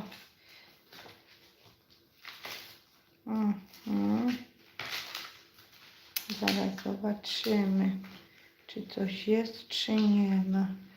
O, jest. Coś, nie, to nie jest to. To już jak wyszłam z obrony. A, pokażę jak dobra, takie małe mam, jak się obroniłam. I pokażę takie, gdzie stałam z 2 koleżankami, ale nie mogę tych osób pokazywać, bo trzeba mieć pozwolenie, żeby pokazywać inne osoby. Okej. Momentu, bo jakieś tutaj mam fotki. To nie. Aha. Zaraz zobaczę. To.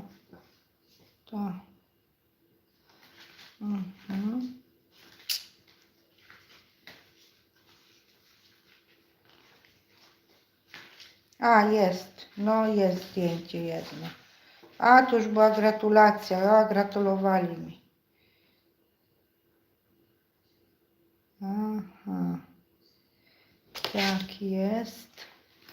A jeszcze jakieś inne może znajdę. O, jest, właśnie. Tutaj są zdjęcia.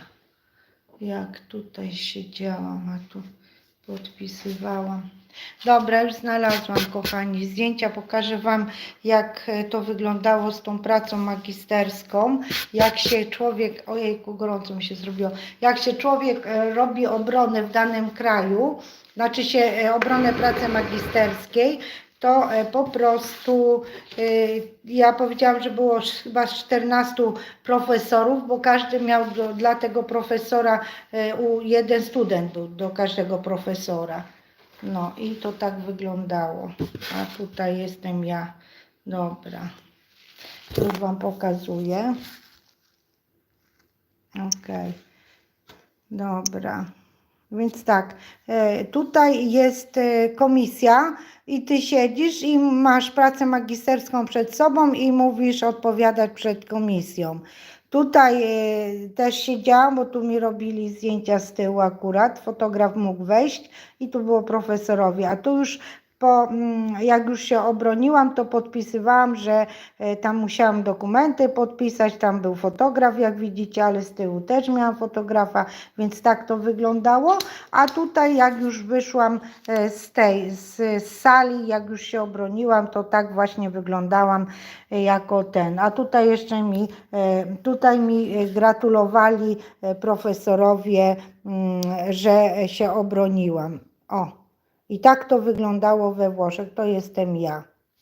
Ok, także tak to wygląda, a tutaj jeszcze z koleżankami, ale te dwie dziewczyny, zaraz je zasłonię, żebyście nie widzieli, bo nie można pokazywać osób, tylko tak pokażę.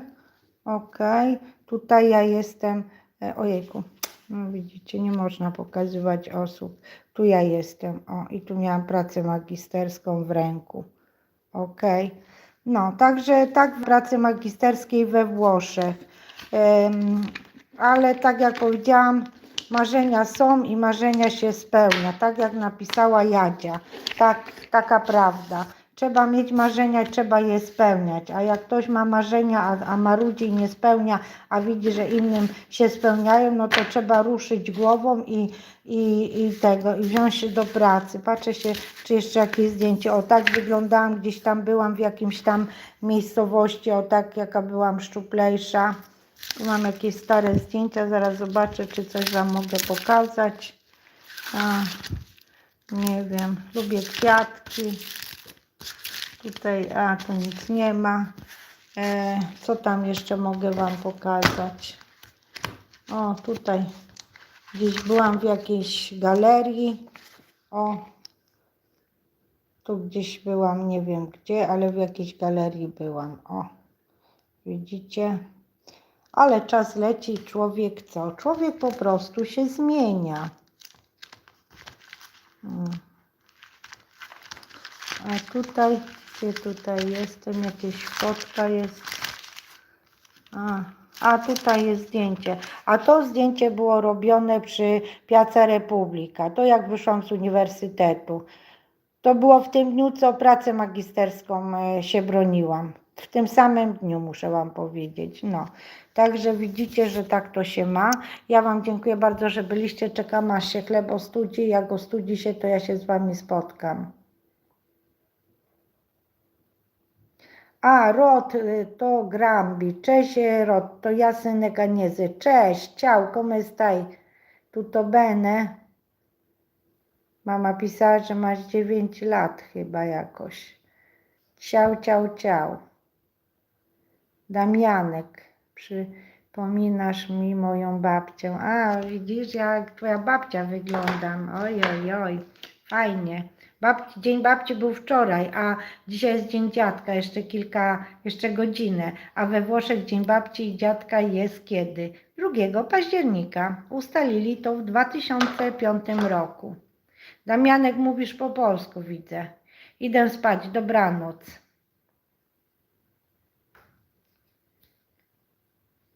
Dan Red, już tutaj piszesz, o, przecież to normalnie... Damianek pisze si tutto bene, Damiano. Dobrze, grazie mille, dziękuję bardzo, że byliście, widzimy się później. Ciao, ciao, ciao, bo ja się nie rozłączę z Wami.